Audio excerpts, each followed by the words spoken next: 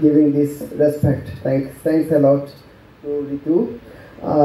আর আসলে আমি একটু বুঝলাম না ও কীভাবে নার্ভাস হয়েছে, যে মাইয়া এত কথা কয় ও নার্ভাস এখানে, আমি বুঝলাম না ব্যাপারটা। এনিওয়ে, তো next year you will not be like this, you should promise me.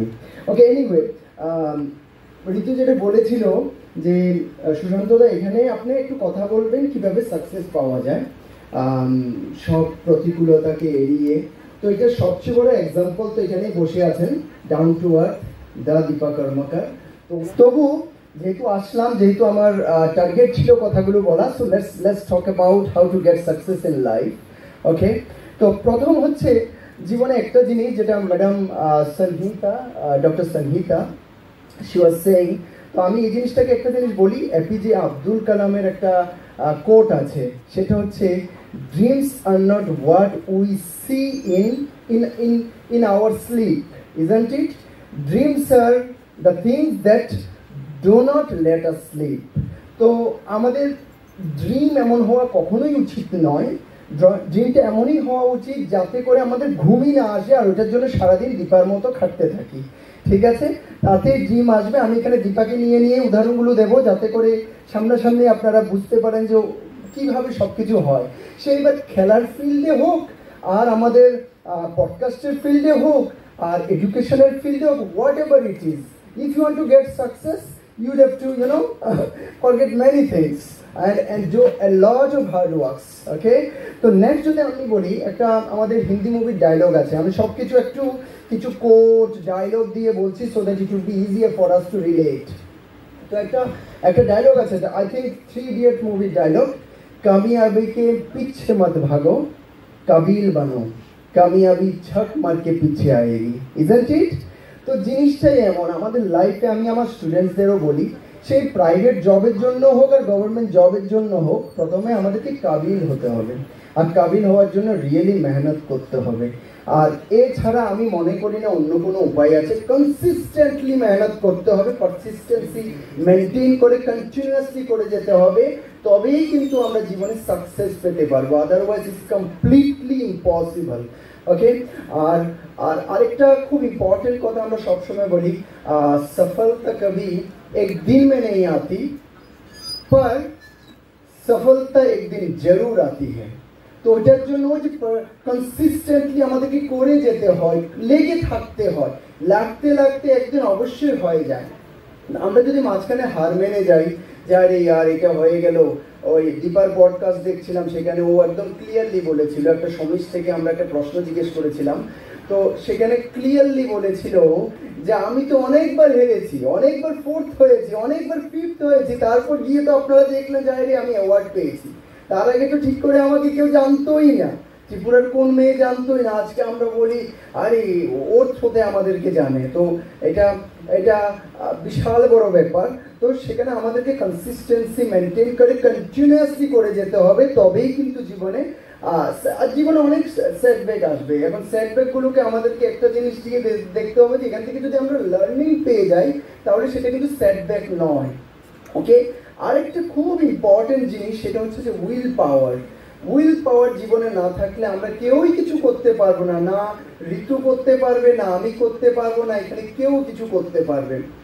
Gandhiji বলে থাকেন যে strength does not come from physical capability, it comes from enormous amount of will power. Okay, তো এইটা এখানে একটু কনফিউশন হতে পারে যে ও তো দীপা তো ফিজিক্যাল দিয়েই সব কিছু করছে। না, ব্যাপারটা এমন না। দীপাকে যেমন বানানো হয়েছিল তেমনভাবে যদি ও ডাইরেক্ট গিয়ে জিমনাস্ট করতে চলে যেত, আর্টিস্টিক জিমনাস্ট, সেখানে পরে পাটা ভেঙে ত্রিপুরায় চলে আসতো। কিন্তু উনি কি করেছেন, কন্টিনিউয়াসলি অনেক কষ্ট দিয়েছেন নিজের শরীরকে, নিজেকে কষ্ট দিয়েছেন আর কন্টিনিউয়াসলি করে গেছেন। আজও বলছি I am very much sure she is doing it consistently even today. Okay, কখনো সময় পান না, এখন যেহেতু নামধাম হয়ে গেছে, বিভিন্ন জায়গায় যেতে হয়, বহু ব্যাপার থাকে, কিন্তু তারপরেও দেখবেন যে যখনই সময় পান কনসিস্টেন্টলি করে যান, তার মানে এইটাই সফলতা। এটা স্পোর্টসের ফিল্ডে করছেন, ওইটা আমাদেরকে অন্য ফিল্ডে করতে হবে। কেউ গভর্নমেন্ট জব পাওয়ার জন্য করবে, কেউ প্রাইভেট জবে ভালো করার জন্য করবে, কেউ প্রাইভেট জব পাওয়ার জন্য করবে, কেউ পডকাস্টকে সাকসেসফুল করার জন্য করবে, যে যেখানে আমরা যেটাই করছি আলটিমেট সিস্টেম কিন্তু এইটাই, এইভাবেই আমাদেরকে সফল হতে হবে। আর এটা বড় ইম্পর্টেন্ট ব্যাপার যে আমাদের যে পসিবিলিটি, আমাদের জীবনের যে পসিবিলিটি, এটার কোনো লিমিট নেই। এটা আমি প্রচণ্ড শিওর যে আমাদের কোনো লিমিট নেই, আমরা বাউন্ডারিলেস অপরচুনিটি আছে, আমরা অনেক কিছু করতে পারি, একদিনে হবে না, এটা একটা জার্নি। ঠিক আছে, এই জার্নি বলেই, এটা একটা জার্নি বলেই বিবেকানন্দ বলে থাকেন, arise, awake, stop not until you reach the goal. ওকে, তো এটার রিজনই এটা যে এটা একটা জার্নি, এটাকে আপনি এইভাবে নিলে হবে না যে এটা একটা destination, success is a destination. No no, it's not a destination, it's a journey. তো আমাদেরকে কন্টিনিউয়াস ওই জার্নিটা আমাদেরকে কন্টিনিউয়াসলি করে যেতে হবে, যাতে একদিন আমরা সেই জায়গাতে পৌঁছে যাই। এই ফাঁকে আমার একটা কথা মনে পড়ে, বড় একটু হাসির কথা। আমার মা ছোটবেলা থেকে একটা জিনিস বলতেন যে নদীকে মানে গঙ্গামা পার করো, গঙ্গামা বলে একটু হাত পা নাড়ো। তো আমরা কি করি, আমরা ভাবি এরকম, আমি অনেক দেখেছি, খাস করে ইয়ং জেনারেশন, আমি কোটিপতি হব, আমি এই হব, আমার এই কোম্পানি হবে, আমি ধীরুভাই আম্বানির বা ছেলে মুকেশ আম্বানি হয়ে যাব, এরকম অনেক চিন্তা থাকে। কিন্তু আমি দেখি ঘুমায় হচ্ছে 12 ঘন্টা। ঠিক আছে, তো ওই 12 ঘন্টা ঘুমিয়ে যদি আমি স্বপ্ন দেখি যে আমি মুকেশ আম্বানি হব, সেটা কখনো সম্ভব নয়। 5 ঘন্টা রিলস দেখে যদি আমি ভাবি যে আমি I don't know mark Zuckerberg হব, ওটাও সম্ভব নয়।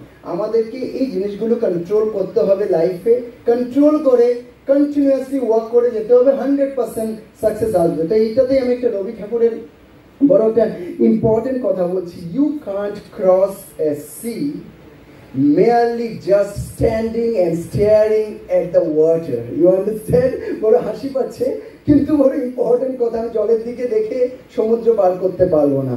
ঠিক আছে, এই জিনিসটা আমাদেরকে সবাইকে জানতে হবে। আমাদেরকে স্টেপ বাই স্টেপ ধীরে ধীরে ধীরে ধীরে এগিয়ে যেতে হবে, আর একদম ডেস্টিনেশনে পৌঁছে যেতে হবে। 100% ডেস্টিনেশনে পৌঁছবই আমরা, এটা শিওরিটি আছে যে পৌঁছবই, কিন্তু আমাদেরকে কন্টিনিউয়াসলি করে যেতে হবে। আর আমরা যদি অবস্টাকলকে অ্যাভয়েড করি আর ফেস না করি, তাহলে কিন্তু এটা কখনো সম্ভব হবে না। আমাদেরকে চ্যালেঞ্জকে এমব্রেস করে নিতে হবে, গলায় লাগিয়ে বলতে হবে যে ভাই আয়, দেখি তুই কতটুকু আমাকে কষ্ট দিতে পারিস। এত করে যেতে হবে, 100% সাকসেস আসবে, যে কোনো মানুষের আসবে, সে যেই হোক। এখন লেভেল আলাদা হতে পারে, আমি যদি সব ক্ষেত্রে এলন মাস্ক হতে চাই তাহলে তো হবে না, আমাকে খুশি থাকতে হবে একটা লেভেলের পরে। ঠিক আছে, ওইভাবে করে লেগে থাকলে আমরা সবাই সাকসেসফুল হব। Thank you very much to all of you, thanks. অসংখ্য ধন্যবাদ।